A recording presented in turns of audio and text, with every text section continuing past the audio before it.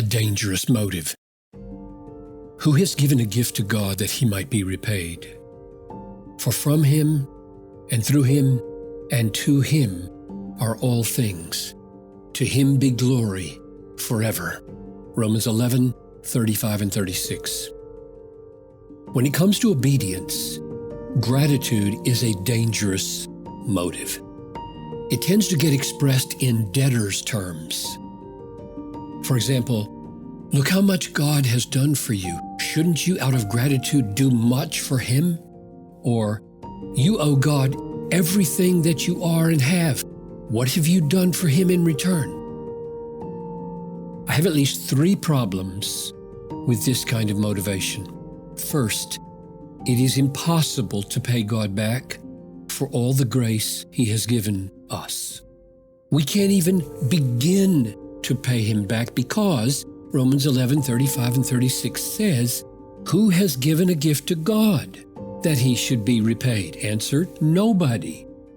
For from him and through him and to him are all things. To him be glory forever. We can't pay him back because he already owns all that we have to give him, including all our efforts.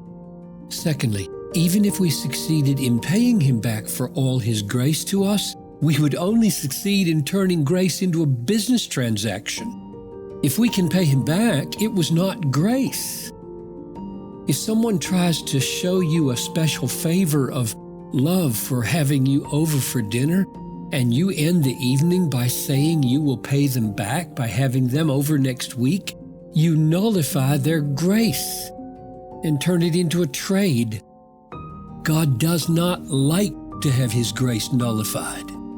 He likes to have it glorified. Ephesians 1:6, 12, 14. Thirdly, focusing on gratitude as a motive for obedience tends to overlook the crucial importance of having faith in God's future grace.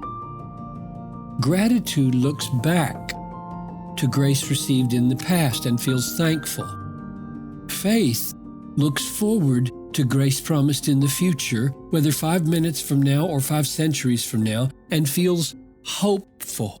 Faith is the assurance of things hoped for, Hebrews 11:1. This faith in future grace is the motive for obedience that preserves the gracious quality of human obedience.